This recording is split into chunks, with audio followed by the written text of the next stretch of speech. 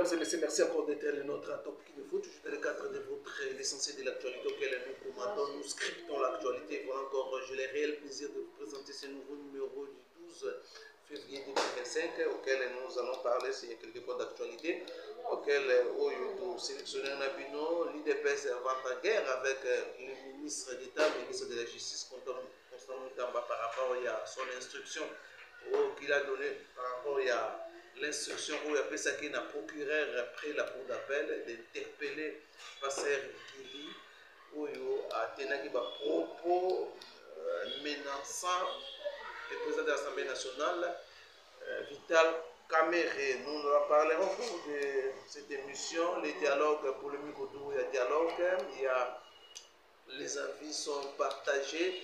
Il y a certaines, les acteurs politiques, il y a la classe, la société civile aussi, va partager par rapport à un prétendu dialogue au niveau, il y a la CENCO, au niveau, il y a aussi les communiqués conjoints. Mesdames et messieurs, nous allons parler au cours de cette émission, surtout nous allons vous mettre certaines réactions, il y a acteurs politiques aussi. Par rapport à un dialogue avec M23, un dialogue avec Nanga et certaines, au cours de cette émission, il y a aussi PPRD qui aussi contre tout dialogue avec Tshisekedi. Nous avons suivi, vous allez aussi suivre l'ancien premier ministre Augustin Matata Mponyo. Et certains parlent de solution de guerre, c'est la solution de guerre qui fait Tshisekedi. Dialoguer avec Joseph Kabila, guerre ici. Certaines, il y a famille, il y a Joseph Kabila, Ferdinand Kambere, là, lâcher la solution, il y a guerre. Donc, voilà, mesdames et messieurs, quelques points d'actualité auxquels nous allons parler au cours de cette émission de l'essentiel de l'actualité. Alors, sans plus tarder, je vous convie de vous abonner massivement sur Top Qu'il Info.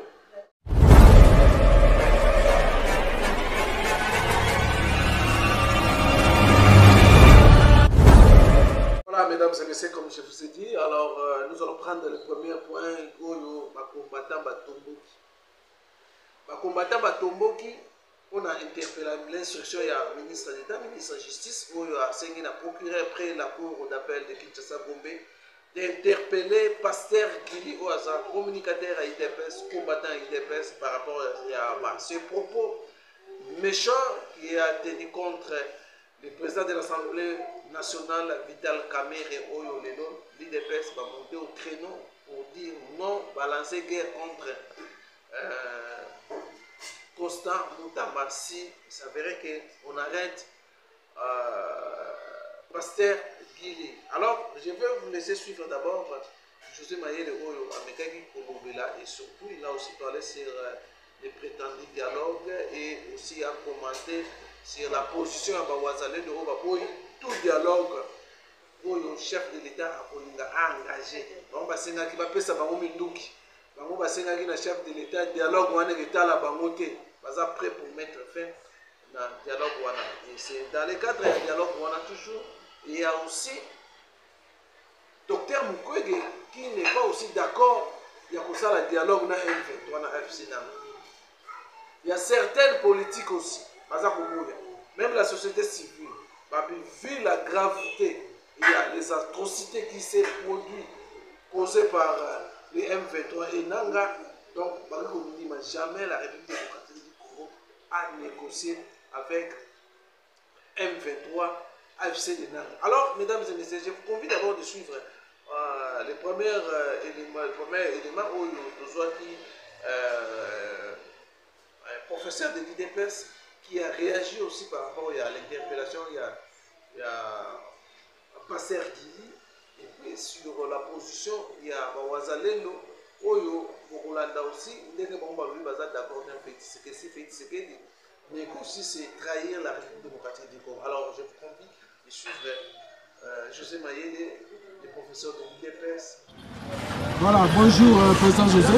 Bonjour le grand neuf journaliste Ousmane. Voilà, Tonto Soyo en tant que combattant Mouneno, communicateur privé à chef de l'État. Alors aujourd'hui, je ne sais pas, on réagir par rapport la décision du ministre d'État, ministre de la Justice, pour Sami Tamba. Oyo a outil construire la procureur près la cour d'appel de Kinshasa Gombe. Il a interpellé Gili, pasteur Gili, Oyo a tenu ma propos, il a menacé le président de l'Assemblée nationale, Vital Kamerhe. De Ousmane, d'abord, je remercie pour la question posée. De deux, je veux dire à M. Moutamba, nous sommes à la boulot à Cal. Pour eux, ils ont boulot à Sika, ministère de la Justice. De deux, maintenant, on a interpellé Yomo Gonan. Gili n'a fait que parler. Et vous nous parlez de Kamerhe. Kamerhe qui est au Congo? Il est président de quel parlement? C'était un Rwandais. Il ne peut pas être président ici au Parlement congolais. Nous sommes des Congolais. Il est aussi dans un Parlement congolais. C'est un Rwandais d'origine. Rwandais, il y a père et mère. Rwandais autoébi. Et ce monsieur a parlé de bêtises face même au président de la République. Quand le président ne parle pas de la négociation, il y a dit que le président accepte le dialogue, même la négociation. Avec les M23, le Rwandais, le président Nibi, le peuple a boy, il y a le président. Non, le président aussi avait dit ceci. Il ne va pas passer la ligne rouge. Et Guilé a intervenu parce que Kamerhe va à l'encontre même du chef de l'État. Kamerhe qui est Mouibi à Kala, il veut toujours, hier, Mamnou Satiaga présent. Et Guilé a intervenu comme tout Congolais, comme combattant UDPS, a intervenu comme Congolais, d'abord en particulier, et comme UDPS aussi en général. C'est une vraie. Et Salim Malam Kamerhe, le mot qu'il a utilisé, c'est ça le problème. Et ça m'a fait. On nous a tué plus de 2 millions de morts aujourd'hui. Et si on tue Kamerhe, c'est quoi? C'est rien. Il faut qu'on tue encore plus. Kamerhe a sa traite dans le Congo. C'est un mauvais garçon ici au Congo. Il doit rentrer chez lui. Il y a bien, moi aussi j'interviens. Donc bon maillot Kamerhe. C'est bien. Pas bon maillot Kamerhe. Voilà, alors, nous sommes aussi sur la moto. Ils ont divisé l'opinion congolaise sur les sommets les sommets conjoints SADC et AC. Mais évitez comment nous avons interprété sommet à idiot. Les ennemis du peuple congolais. Balingaka Biloko à Congo et Balingi Bissoté. Ce sont des pays qui n'aiment pas le Congo, notre pays à nous. Par rapport à Namabiré Nabiso, et ça là bas jalousie, haine et nini. Ils ont de quel Congo, mais Congo Zambé Mogote. Parce qu'on a pourquoi? Nous on ne peut pas fléchir devant les M23, la FDC, il y a Nanga. Parce que même Nanga, j'ai dit ici, je reviens Ousmane, Nanga, Toliao. M23, donc, ces sommets, c'est du fiasco. Nous, on ne peut pas négocier avec qui que ce soit, ni les Rwanda, ni les M23, ni les AFC. On négocie là-bas. Ils sont en train ici. Ousmane, il y a des images, mon frère, j'étais la vérité. Des viols, des tueries, des vols. J'ai ici l'alliance AFC, na RDF. Il y a Mikolo, il y a Lobby, Alliance Tabango. Batoyo va signer document contre le Congo.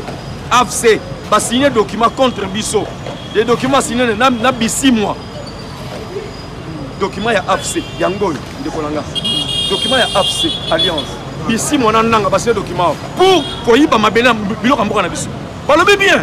Baso yiba biloko mboka na biso. Ils vont affaiblir les FARDC la MONUSCO pour piller notre pays. Il s'est écrit à l'intérieur dans 4 documents. Nanga bisi mois on signe un document contre le 6 février. Nakata Kigali. Est-ce que Kigali est à Congo? Ils sont saisi dans Rwanda pour voler les minéraux congolais. À l'intérieur, M. Ousmane, journaliste, conformément à nos objectifs communs dans les régions de l'Est de la RDC, nous confirmons publiquement nos opérations conjointes en cours pour sécuriser et extraire les ressources minérales. Il y aura clé pour extraire les ressources minérales clés. Ils disent ça dans le document. Ils disent quoi? Ils continuent à dire quoi? Comme discuté lors de nos engagements précédents, la collaboration entre les M23, AFC, les forces de défense du Rwanda, il y aura bien les forces de défense du Rwanda, les forces de défense de l'Ouganda. Donc Rwanda, Ouganda, nous sommes associés. Pour nous, il y a un peu de négocier là-bas. Et les pays imbéciles, les pays pays pauvres, ils sont en Rwanda, non, pas Fandaruna. Mais on anime les mêmes démarches, il y a dialogue pour On a qui met c'est ça la marque à mon dimanche. Toko dialoguer na mutute, j'ai vu mutamba à l'intérieur na moni ambongo ni Congo. Ambongo ni Congo.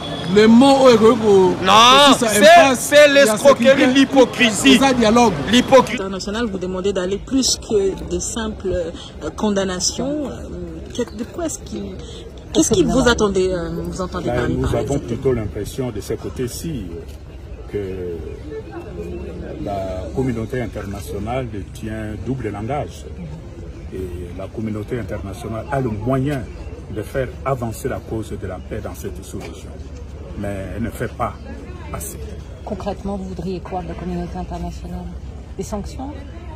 Bon, non, nous on n'est pas pour des solutions sanctions. Nous sommes plutôt pour des solutions dialogue pour qu'ensemble on puisse tomber d'accord sur la voie à suivre.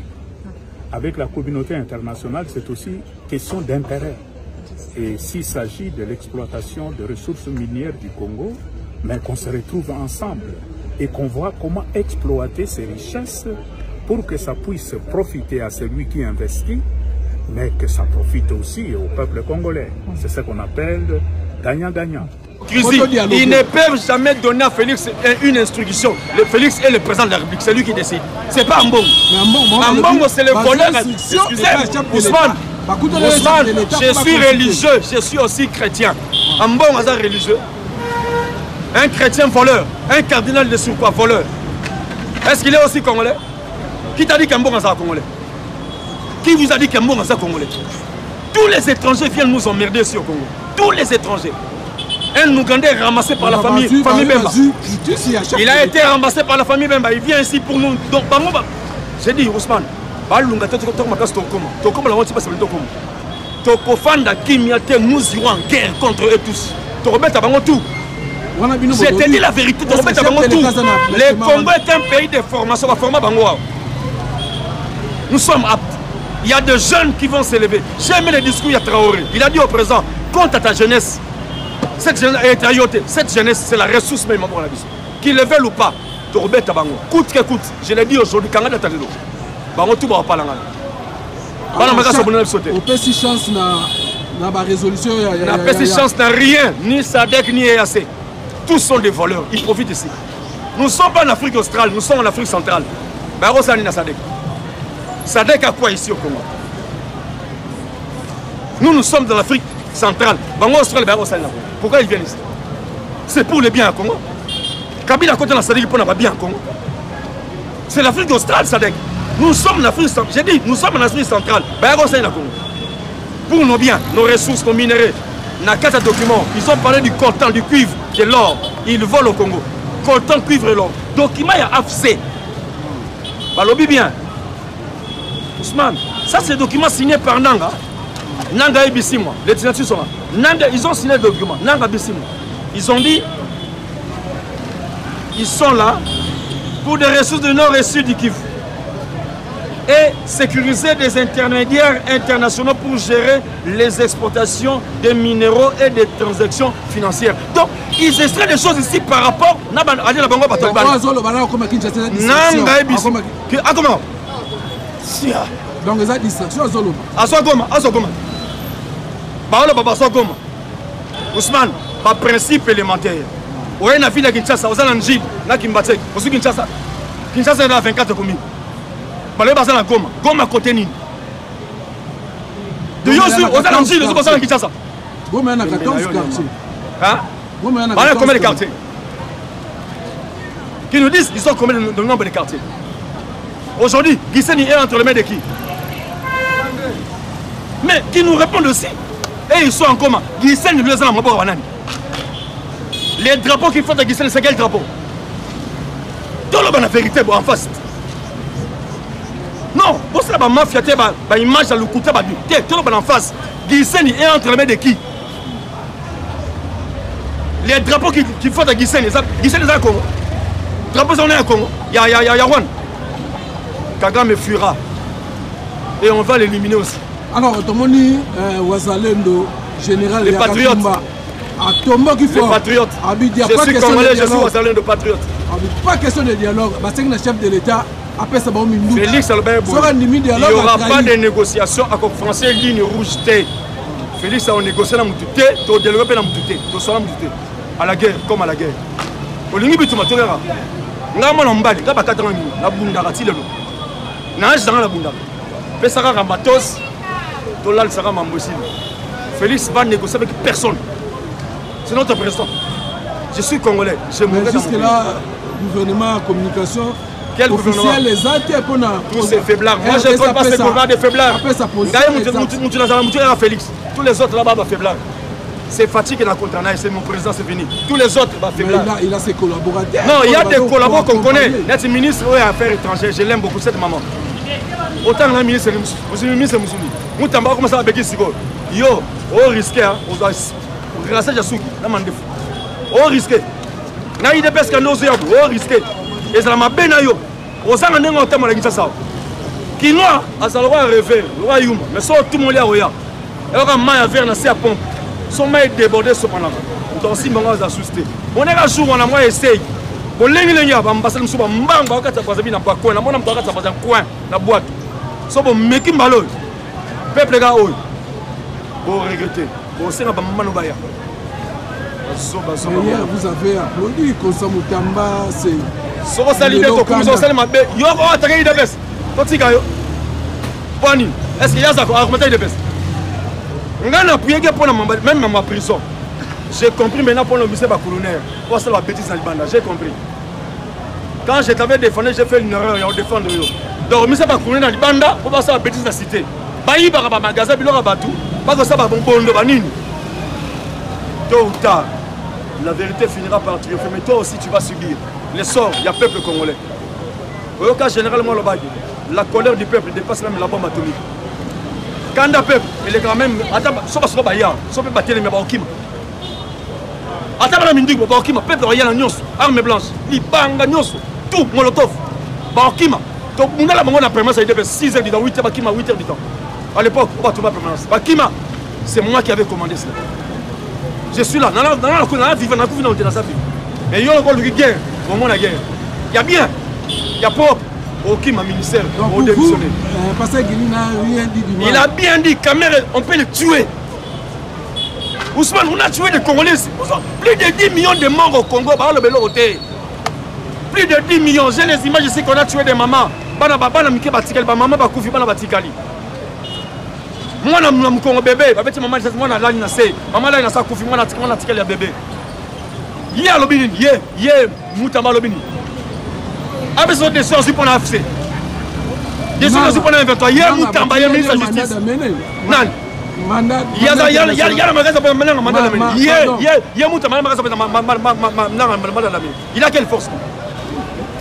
Voilà, merci. Merci beaucoup. Voilà, mesdames et messieurs, vous avez suivi le professeur de l'IDPS, José Mayele, combattant à l'IDPS, communicateur à l'IDPS, pour le position par rapport à Constant Moutamba Bolandi aussi, Ndenga Lobby, par rapport à dialogue, par rapport à toutes les démarches, les évêques catholiques, na SCC, baza pour ça là, bango baza d'accord dans la population, bango l'IDPS baza d'accord dans et il y a aussi un communiqué de l'IDPS où bango peut rejeter en plan en disant que selon l'IDPS, que non, même le chef de l'État n'a pas donné mandat à religieux pour une démarche de dialogue. Alors, rejeter un communiqué de l'IDPS, même l'IDPS dans son ensemble, d'accord dans tout dialogue où il y a un SECO, dans SCC. Et nous allons vous mettre aussi une vidéo. Nous allons comprendre de cette vidéo, il y a discours, il y a famille Julien Joseph Kabila, PPRD, ancien Premier ministre Augustin Matata Mponyo, qui aujourd'hui donne une solution. Alors, on va expliquer comment on va signer sa guerre. Mais ce que nous savons, il y a eu des accords où il s'agit que non, Joseph Kabila, pour qu'il a régné bien en République démocratique du Congo, il fallait signer des accords avec les Rwandais. Tous les esclaves ya Rwandais, tous les tofuta bango 60 millions par mois, tofuta bango topesa bango certaines carrés miniers, où il y a Joseph Kabila calmement. C'était ça. C'était non, c'est ça que ils ont réussi à faire taire les armes pendant les régimes. C'était en quoi? Quelles sont les clauses qu'ils ont signées avec Rwanda? Alors, Tolanda aussi Ferdinand Kamere qui dit que non, pour que la paix s'installe à la République démocratique du Congo, il faut que Joseph Kabila et Petit Sekedi Bakouta Naba Sorola pour trouver solution à la guerre. Alors, ils ne disent pas la vérité de la situation. Et nous avons suivi, Zakari Bababa a fait des grandes révélations. La vidéo, et vous avez suivi ça. C'est ce qui s'est passé à l'époque, il y a Joseph Kabila dans Rwanda. Alors, nous allons continuer à dialoguer, c'est que nous allons fléchir devant Rwanda. Rwanda sera toujours contre la République démocratique du Congo. Et la raison pour laquelle il y a certaines politiques, il y a certaines des acteurs sociaux basés au télémédias la dialogue, parce que nous connaissons comment Rwanda a s'imposer sur la République démocratique du Congo. Et pour votre information, il y a certains secrets à autres monde même les M23 il faut cesser les faits. J'ai option toujours à faire la guerre à la République démocratique du Congo. Alors, mesdames et messieurs, je voulais suivre d'abord Matata Pono. Comment ça vous expliquer au Mais, Aspirine, vous savez que quand moi j'étais Premier ministre, nous avons chassé M23. M23 est rentré là, hein? De là où il était venu. Moi, je suis arrivé à Runyoni, à Tchanzu. J'ai vu les sentiers par lesquels ils sont rentrés chez eux. La réalité, cher ami, c'est que mais nos amis doivent nous demander les secrets, comment nous avons fait pour que les M23 rentrent chez lui. Mais s'ils ne nous demandent pas, Aspirine, nous devons aller leur dire par force. Mais nous sommes des patriotes. Nous leur avons dit, si vous suivez mes interventions au Sénat, j'ai dit, au lieu d'aller chercher la SADC, au lieu d'aller chercher les EAC, mais chercher ceux qui sont ici. Mesdames et messieurs, vous avez suivi ma tata pour nous. Dengaza pour expliquer la situation auquel la République démocratique du Congo a traversé. C'est par il y a par les compétences. Pour terminer, Jean-Pierre Bemba toujours à l'intérieur du pays, na Kindu, après avoir repassé dans la Grande Équateur, à Saki na Kindu, dans le cadre toujours de mobiliser la population, va s'enrôler dans l'armée pour buter l'ennemi à l'extérieur, pour buter l'ennemi hors du territoire national, pour instaurer l'autorité de l'État.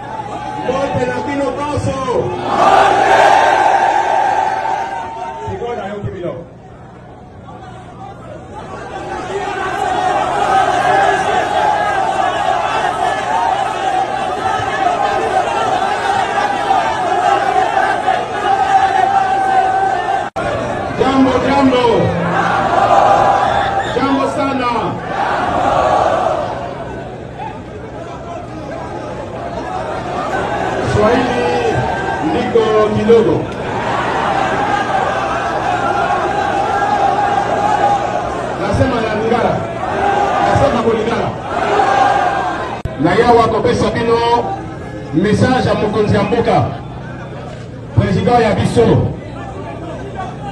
Félix Antoine Tshisekedi Tshilombo,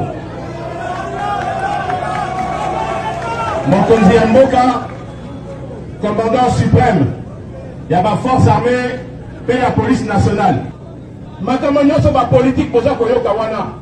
Oh, problème est à la carte dans la bande à Congo. Oh, problème, il y a tribalisme, problème, il y a ethnie. Et ça, le Kouta. Pour vivre à Awa, on a plus de 450 ethnies dans le Carabiso. Colombo nord, sud, est, ouest. Depuis 1996, Tozo Yorakaka, au nord, Tozo Kobo a été né en minorité, Tozo Kobo. Quelle minorité? Armée na Bisso FARDC. Il faut tout couper ça bango. Basali, la vaillant soldat. A Sengelito soutenir bango. Dans le pays Kindu, Maniemba, il faut la coma. Parce que Naïbi, résistance, Oyo, Bana, Mibali, Basi, ya Maniemba Batalago.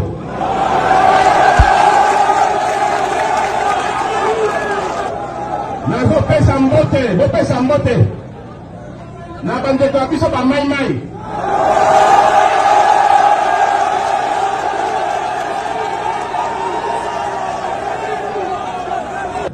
Donc on libérer le territoire de surtout, ou par la paix, Nanzela Kenya, ou par tout autre moyen. Bon, la ligne. Bon, Dimi Baya pour violer ta maman la bissa.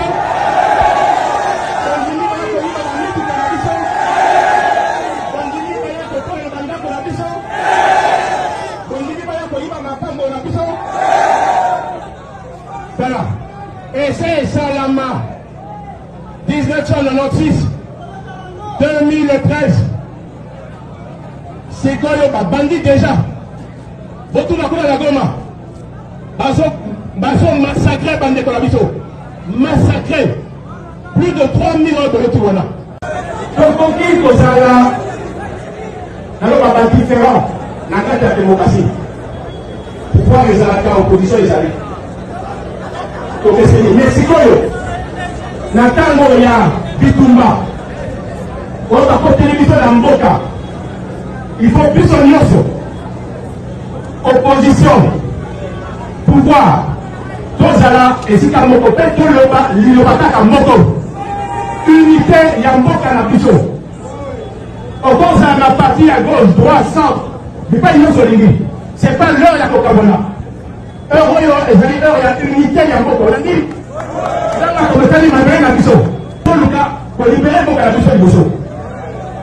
après ça, quand on libère le Boka, donc on se la carte de la biso à Congolais. Ça, c'est pas un problème. Donc on dit à Boka, ça est ouvert. Mais d'abord, il faut récupérer l'intégrité territoriale de Boka Biso. Donc, ah, c'est comme la distraction du service. Oui, ça, c'est ma camarade, pas pouvoir. Non. Parce que le Congo est un biso, on ne sait pas. Comme une dambo. Misapi Oyo, ceux qui m'a cassé le logo. Est-ce que Misapi Oyo, est-ce que vous avez madame? Est-ce que le logo m'a vous avez madame? Et c'est rien tous à la Congo Mobima. Voilà le message.